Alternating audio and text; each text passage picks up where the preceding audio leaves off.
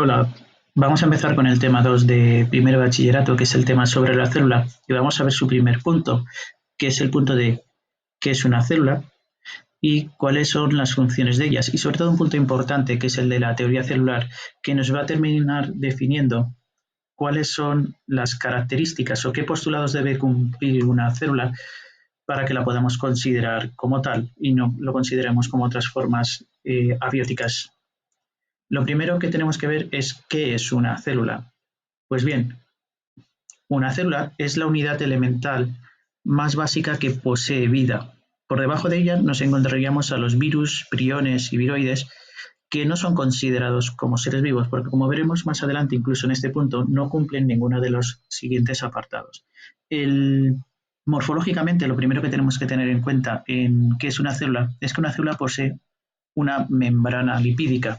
Recordar esa membrana lipídica que decíamos en el tema anterior, que era de mosaico fluido, es lo que delimita a una célula, permitiendo solamente que ciertas sustancias y solutos pasen de un lado a otro de la célula, y también permitiendo que esta célula pueda establecer relaciones a través de una serie de proteínas que tienen ancladas en su membrana una serie de relaciones con el exterior que les permite poder relacionarse, que veremos más adelante que esto es importante en una célula.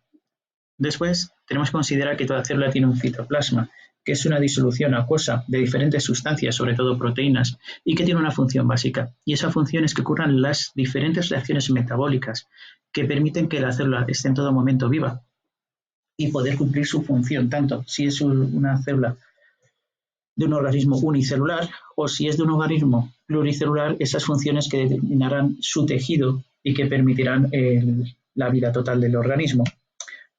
Luego, lo que tenemos también en una célula es un material genético de dos tipos, que tenemos por un lado el ADN, que es el encargado de actuar como contenedor de la información de la célula, donde dice qué tipo de célula es, cómo se va a comportar, qué funciones va a realizar y sobre todo es la información que transmitirá de una célula a otra, permitiendo la continuidad de esa línea de células, de esa especie de bacteria o esa especie animal o esa especie de planta.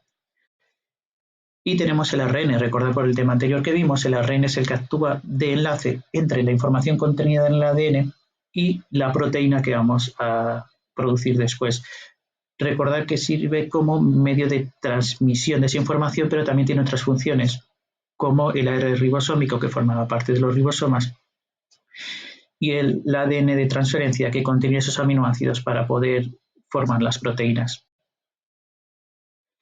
Luego, toda célula tiene que cumplir tres funciones, que además esas tres funciones son las que utilizamos como base para determinar qué es un organismo vivo.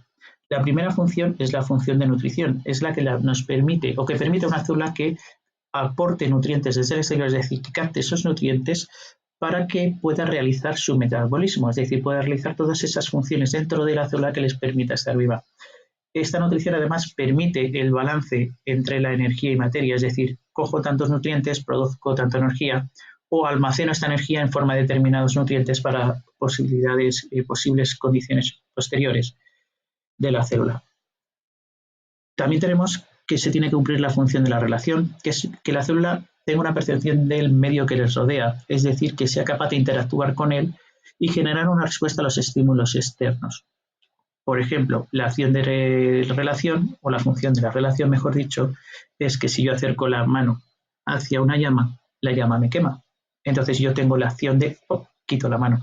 En el caso de los seres unicelulares, si yo tengo una colonia de bacterias, se añade una sustancia que las atrae, rápidamente la van a detectar, van a ir hacia ella, pero si por el contrario es una sustancia que puede ser peligrosa para la vida de ellas, se van a alejar. Y por último tengo la función de la reproducción, que es básica porque permite la continuidad de las estirpes, la continuidad de ese ser vivo, la continuidad de esa especie, tanto sea unicelular o pluricelular. Permite realizar copias de sí misma, ¿vale? Lo más idénticas posibles. Recordar, como hemos visto en otros puntos, que las pequeñas mutaciones que pueden ocurrir durante ese proceso son la base de la evolución. Y por último, que esta reproducción puede ocurrirse de dos formas. Que mitosis, que es cuando obtenemos dos células iguales, y por el otro lado meiosis, que se da simplemente en los organismos pluricelulares, que como resultado vamos a tener células que van a permitir la reproducción sexual. Claro, para que se cumpla esto, a lo largo de la historia de la biología ha nacido una cosa, o se dio como resultado una cosa que se llamaba la teoría celular, que es lo que permite o establece una serie de postulados, 4 postulados para ser concretos, que nos permite definir realmente qué es una célula. Es un poco, cogemos la información que teníamos anterior y la hemos unido y hemos sacado estos postulados. Primero tenemos una serie de autores, vamos a verlos aquí un poco más grande, ¿vale? Tenemos a Robert Hooke, ¿vale? Que es, aunque no aparecerá en vuestro libro cuando lo leáis, Robert Hooke es la primera persona que observa lo que podríamos decir una célula, es decir, Robert Hooke, con el microscopio que él crea, corta láminas muy finas de corcho y las observa y ve que están formadas por una serie de celdas, a lo que él llama célula, que en latín significa celda. Luego tenemos a Matthias Schleiden, que es un botánico, que es el primero en determinar que las plantas están formadas por células y es el primero que postula que el crecimiento de las plantas se debe a la división de estas células. Esto es algo importante que hasta ese momento no se estaba tratando, no se pensaba que fuese así. Luego tenemos a Robert Schwann, ¿vale? Robert Schwann lo que hace es coger esa teoría que hemos visto antes, de la teoría celular de las plantas, Schleiden, y la transmite a los animales, viendo que se cumple exactamente igual. Más o menos son coetáneos, bueno, hay una diferencia de un siglo entre ellos, y es el traslado de esa información, con lo cual es como decir, vale, lo que ocurre en las plantas también está ocurriendo en los animales. Luego tenemos a Rudolf Virchow. Este señor es bastante importante porque él define un postulado básico de la célula, es que toda célula proviene de una célula anterior. Esto es muy importante porque hasta que otro señor que veremos más adelante, que se llama Redi, no desmonta la teoría de la generación espontánea, muchas personas pensaban que la vida podía aparecer de forma espontánea, es decir, aparecía sin más. Por ejemplo, si poníamos un cacho de carne y lo dejábamos, al cabo de un tiempo podríamos ver que ahí teníamos una serie de gusanos que si no habíamos visto antes de dónde que había moscas que habían puesto los huevos, simplemente habían aparecido y era generación de vida espontánea. Gracias a experimentos de Redi, Spallanzani y Pasteur se tiró abajo esta teoría, pero fue Virchow el primero que dijo que toda célula proviene de una célula anterior. De aquí tenemos a Ramón y Cajal, ¿vale? Ramón y Cajal podríamos decir que no pone ninguno de los postulados, pero es importante, a pesar de ser uno de los pocos españoles que tiene un premio Nobel en Medicina y Fisiología, cuando se enuncia la teoría celular nos encontramos con un gran escollo y ese escollo resulta ser el tejido nervioso. No, no se concebía, no entraba en la cabeza que el tejido nervioso estuviese formado por células individuales. ¿Cómo iba a ser eso? ¿Cómo iba a ocurrir que fuese capaz de transmitir la información si había una separación entre una célula y otra, como veíamos en el resto de los tejidos? No, no podía ser, tenía que ser todo. No, no había células, además no las podíamos observar.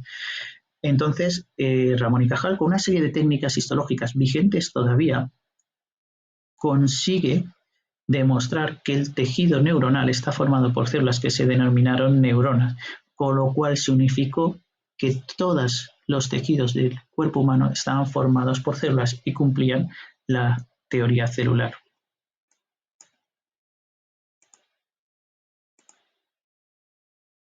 ¿Vale? Los postulados, tenemos que tener en cuenta dos cosas de los postulados. Lo primero es que lo cumplen todas las células que existen. No hay ninguna célula que no cumpla ninguno de esos postulados. Y segundo, es que define lo que es un ser vivo. Nuestro primer postulado es que la célula es una unidad de estructura, es decir, todos los seres vivos, todos están formados por una célula o un conjunto de estas. No hay ningún organismo vivo que no esté formado por células. El segundo es que la célula es la unidad funcional, es decir, todos los seres vivos están formados por células, al igual que anterior, pero esta célula es la que cumple las diferentes funciones del organismo y esas funciones son las que hemos visto anteriormente, la de la nutrición, relación y reproducción. También tenemos que la célula es la unidad reproductiva. ¿Y por qué decimos unidad reproductiva? Porque como decíamos antes con Virchow, toda célula proviene de una célula anterior. No aparecen las células de forma espontánea, sin más. Y por último, dentro de los postulados es que toda célula es una unidad genética, es decir, todas las células contienen ácidos nucleicos, ADN y ARN, sobre todo en el caso de la célula nos interesa el ADN. de ácido nucleico, el ADN, y su expresión en el ARN regulan el metabolismo que ocurre dentro de la célula, qué es lo que va a ocurrir, cómo va a ocurrir, en qué condiciones, y sobre todo contiene toda la información que se debe transmitir a las células hijas para que esa especie continúe viva. Volvemos a hacer el inciso, que pequeñas mutaciones que pueden ocurrir ahí en los ácidos nucleicos, sobre todo en el ADN, van a permitir el milagro de la evolución, ese proceso que ha permitido que desde una primera célula que se haya formado haya dado como resultado las diferentes formas de vida que tenemos. Pero claro, cuando observamos lo que vemos en la naturaleza, podemos observar que hay excepciones a la teoría celular. Hay organismos, y vamos a ponerlos entre comillas, que no cumplen estos postulados anteriores y que no decimos que estén muertos, pero sí decimos que están inertes, es decir, que por no cumplir uno de ellos no los consideramos un ser vivo, pero tampoco los podemos clasificar como, por ejemplo, una piedra, por poner un ejemplo, ahora que no hay nadie aquí de geología. Entre ellos, un momento, tenemos los virus que están de moda ahora mismo. Están formados básicamente por un ácido nucleico que puede ser ADN o ARN, cubiertos por una cápsula proteica que les protege del medio exterior y en algunos casos recubiertos también de una membrana lipídica. ¿Por qué los virus no los consideramos células? Primero, no tienen capacidad de nutrición, es decir, un virus no es capaz de nutrirse de ninguna sustancia que le rodea, no tiene esa capacidad, ya incumple uno de los postulados. El segundo es que carece de capacidad de reproducción. Si un virus necesita reproducirse, necesita infectar otra célula y esa célula que infecta utiliza su maquinaria para poder formar más copias de sí mismo. Entonces, no existe la reproducción de un virus como tal. Necesita de una célula para conseguirlo. Y lo único que podríamos decir que cumple es la capacidad de relación, porque los virus pueden ser muy específicos y solo atacar, por ejemplo, determinadas células porque tienen unos marcadores, una serie de proteínas en la membrana de esas células que son con las únicas que se pueden asociar estos virus. Por eso podemos encontrar virus animales, virus vegetales o virus que afectan solo determinadas células de nuestro cuerpo, por ejemplo, el virus del SIDA. Luego tenemos los viroides. Los viroides son pequeños virus, básicamente de ARN, que está ahí un poco a caballo, que no sabemos de dónde han salido, pero que afectan sobre todo a plantas superiores.